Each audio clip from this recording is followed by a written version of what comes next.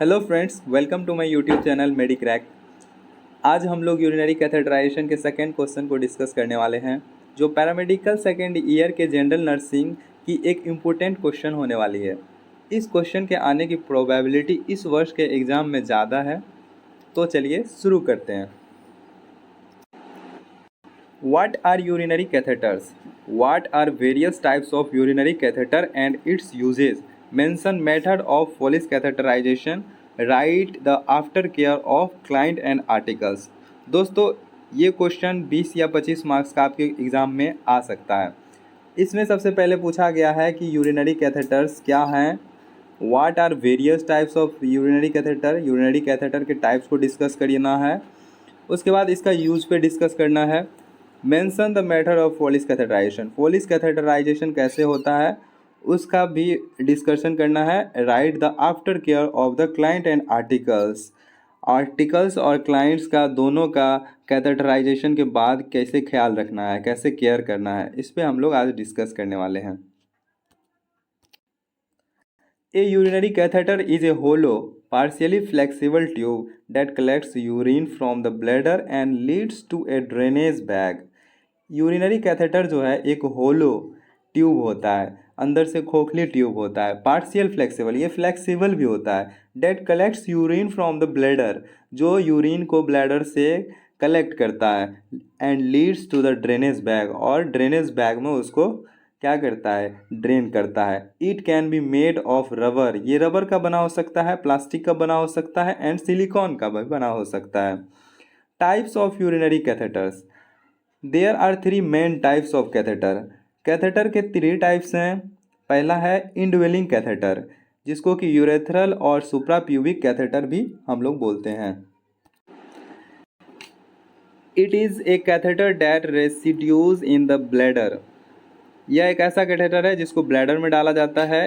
It is properly known as Foley's catheter, इसको Foley's catheter भी बोला जाता है। This type of catheter can be useful for short and long period of time. इस catheter का use, इस type के कैथेटर का यूज शॉर्ट और लॉन्ग दोनों पीरियड के लिए किया जाता है।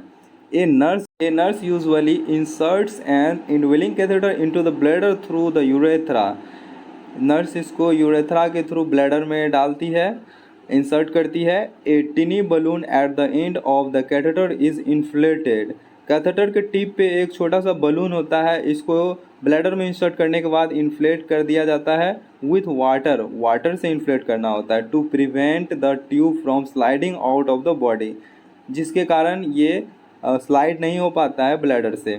The balloon can then deflated when the catheters need to be removed, balloon को बाद में डिफ्लेट कर दिया जाता है जब हमको कैथेटर को निकालना होता है। दोस्तों, इनविलिंग कैथेटर्स को हम लोग सुप्राप्यूबिक कैथेटर भी बोलते हैं, क्योंकि कुछ कंडीशन में हमको डायरेक्ट कैथेटर को इंसर्ट करना होता है ऑपरेशंस के थ्रू, तो उसको हम लोग फिगर से देखते हैं। ये जो है, देखिए, इसको सुप्राप्यूबिक कैथेटर्स के तौर पे भी यूज किया जाता है, क्योंकि इसको डायरेक्ट इसको ऑपरेशंस के थ्रू ब्लैडर में डाला जाता है। ये फॉलिस कैथेटर ही है, ठीक है। ये है हमारा Foley catheter, Foley balloon catheter भी इसको बोलते हैं। इंडवेलिंग कैथेटर्स को दोस्तों यूरेथ्रल और सुप्राप्यूबिक कैथेटर्स भी बोलते हैं, क्योंकि इस कैथेटर को यूरेथ्रा के थ्रू भी हम लोग इंसर्ट करते हैं, और इसको डायरेक्ट ऑपरेशन के थ्रू सुप्राप्यूबिक रीजन के थ्रू भी डायरेक्ट ब्लैडर में हम लोग इंसर्ट करते हैं। इसको हम लोग फिगर के थ्रू समझते हैं। ये देखिए दोस्तों, ये है यूरेथ्रा के थ्रू इंसर्ट किया गया है। इसमें डायरेक्ट हम लोग यूरेथ्रा के थ्रू ब्लैडर में इंसर्ट कर दिए हैं, बलून फुला दिए हैं, फिर इससे क्या किए हैं, ड्रेनेज बैग को कनेक्ट कर दिए हैं। फिर दूसरा कंडीशन है कि हम लोग सुप्राप्यूबिक रीजन से इसको डायरेक्ट ब्लैडर में, देखिए, हम लोग इंसर्ट करते हैं। कोई ऑब्स्ट्रक्शन, अगर मेजर ऑब्स्ट्रक्शन होता है उस केस में। दोस्तों, इंडवेलिंग कैथेटर को फॉलिस कैथेटर भी हम लोग बोलते हैं।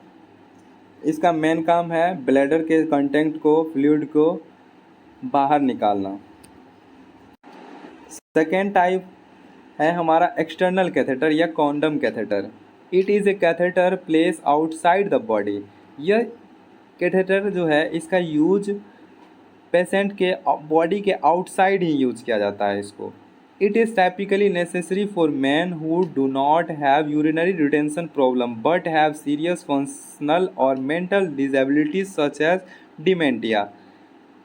ऐसा केस जिसमें कि पेशेंट को ऑब्स्ट्रक्शन का केस नहीं है, यूरिनरी रिटेंशन का केस नहीं है, लेकिन उसका जो है डिसेबिलिटीज़ एज ए डिमेंटिया, उसको डिमेंटिया हो गया है। डिमेंटिया मीन्स उसको जो है पता ही नहीं चलता है कि कब यूरिनेशन हो जाता है, उसको जो है निर्णय लेने में कठिनाई होती है कि हमको यूरिन करना है या नहीं करना है। डिमेंटिया का मेनली मतलब होता है कन्फ्यूज़न, लॉस ऑफ मेमोरी और जजमेंट, दोनों का लॉस होना डिमेंटिया कहलाता है। A device that looks like a condom covers the penis head.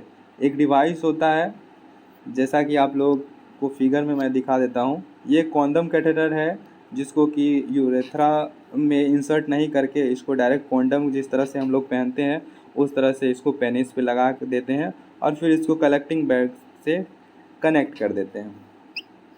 तो चलिए हम लोग आगे बढ़ते हैं। वही चीज़ बोल रहा है, a tube leads from the condom device to a drainage bag. ये फिर ड्रेनेज बैग से कनेक्ट कर दिया जाता है। थर्ड है हमारा शॉर्ट टर्म कैथेटर्स। इसका दूसरा नाम है intermittent catheters. A person may only need a catheter for a short period of time after surgery until the bladder empties. इस कैथेटर का यूज़ शॉर्ट टर्म के लिए किया जाता है। ब्लैडर को खाली करके तुरंत निकाल दिया जाता है, इसको फिक्स करने का कोई ऑप्शन नहीं होता है। It is essential to remove the short term catheter as the bladder empties. वही बात है इसमें कि इसको शॉर्ट टर्म के लिए यूज़ किया जाता है, जब ब्लैडर खाली हो जाए उसके बाद उसको निकाल दिया जाता है। Uses of catheter. अब यूरिनरी कैथेटर का क्या यूज है उसके बारे में हम लोग जानते हैं। A catheter is used in following condition. Persons can not control themselves when they have urinate. अगर कोई पर्सन है वो खुद को कंट्रोल नहीं कर पाते हैं यूरिनेशन के टाइम पे, वो अपने इच्छा के अनुसार यूरिनेट नहीं कर पाते हैं, तो उस कंडीशन में उसको कैथेटर लगा दिया जाता है, कैथेटराइजेशन उसका कर दिया जाता है। यूरिनरी इनकंटिन्यूएंस। अगर कोई पेशेंट है उसको खुद से ही यूरिनेशन हो रहा है, ऐसे खांसने छींकने कफिंग वगैरह में भी उसको यूरिनेशन हो जाता है, तो उस कंडीशन में ही हम लोग कैथेटराइजेशन कर देते हैं। Urinary retention. यूरिनरी रिटेंशन के केस में अगर पेशाब के रास्ते में किसी भी तरह की रुकावट हो तो भी हम लोग कैथेटराइजेशन करते हैं। Block urine flow due to bladder to kidney stones और severe enlargement of prostate glands.